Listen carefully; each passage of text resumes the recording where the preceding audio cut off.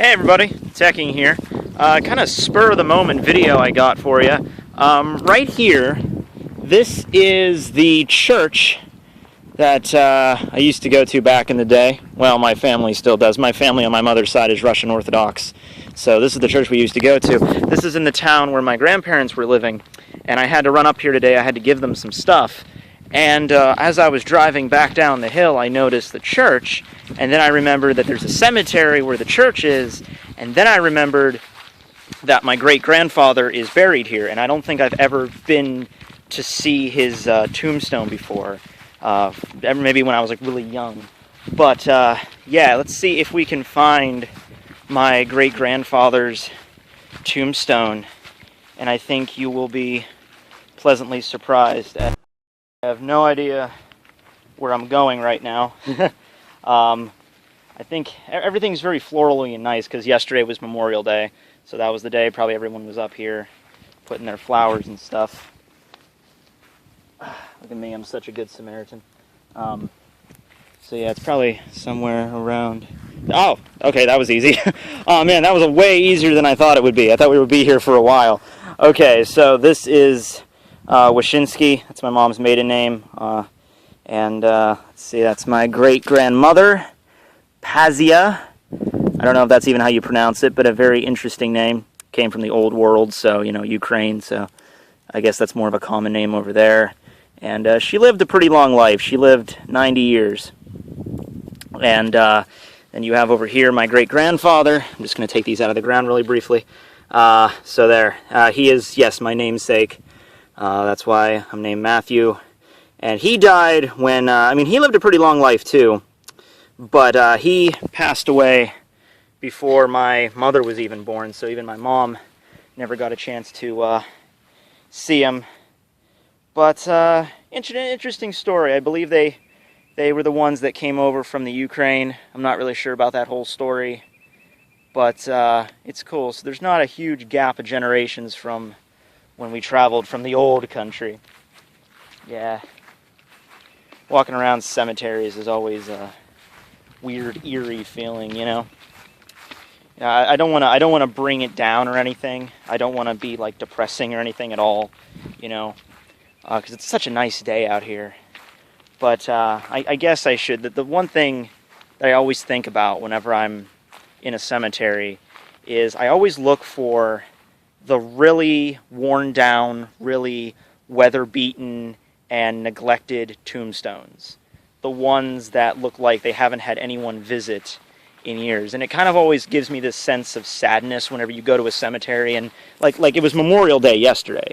You could see how many tombstones have flowers in front of them. Like over there, it's got all these flowers. But then you see this one here.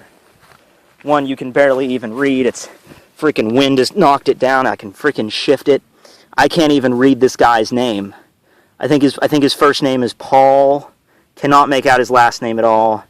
I guess he was born in 1850, died in 1912. Like, and this is what depresses me because this is the ultimate fate for all of us. Okay? When you die, if you choose to be buried in a cemetery like this, you'll be buried. You'll have a tombstone, you'll have a monument to yourself, and for a few years, your family and your friends are gonna come to your tombstone and they're gonna put flowers on it for you and they're gonna stand there and they're gonna remember you, but then eventually your family and your friends, they're gonna get old and they're gonna die too. And then if you have family, if you have like grandkids, they're gonna grow up and they might visit a few times, just like I visited my great-grandparents' tombstone today. But do you think when I have kids, they're going to really be super enthused about coming all the way out here to visit their great-great-grandparents? Or when they have kids, they're going to want to visit their great-great-great-grandparents? These are the things I think about. We're all on a one-way track to Paul. It could take... I mean, when was the last time anyone left flowers on poor Paul's grave here? Or this person over here died in 1914. Can't even make out this guy's first name. Or a ma'am or woman. Ma'am or woman. Damn, I need to take a freaking language class or something. That verbal dyslexia really kicks me in the ass. Namesake. I don't see the point of getting a really elaborate tombstone. I really don't.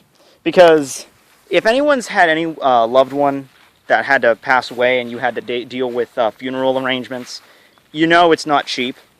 Sometimes insurance covers it, sometimes it doesn't, sometimes it only covers a certain amount of it.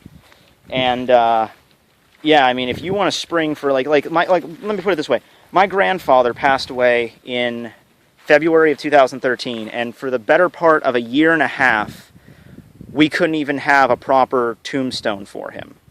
We just couldn't afford it. It was so for like the better part of a year and a half, all that we had was like a little plastic marker. It looked like you could buy it at the fucking dollar store I work at. Probably shouldn't be swearing in a cemetery, but don't think anyone's gonna really care. Is anyone cool if I swear? Okay, I'm not seeing any responses here. But yeah, it was just this cheap little plastic thing that they just shoved in the ground that said, "Here lies Richard Crawford, born, died," and then that's it.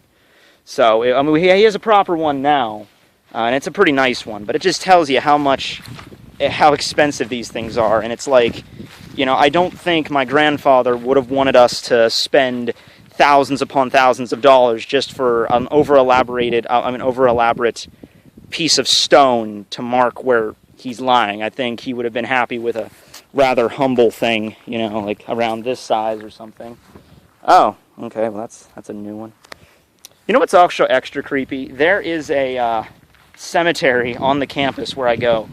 It's a Catholic university, so they have a cemetery on campus for all the friars and the pastors that have died, and they want to be buried on campus. So I have my editing class in the Mac lab, which is like right next to this cemetery. So yeah.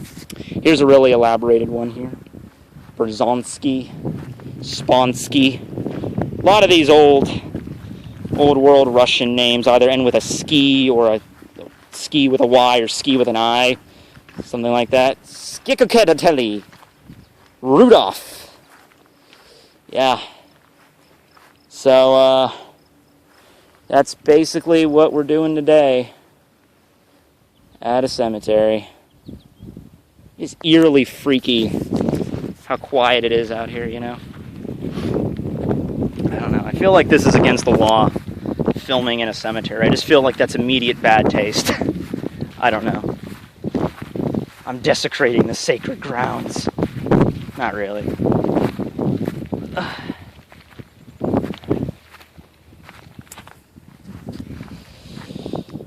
But yeah, that's that.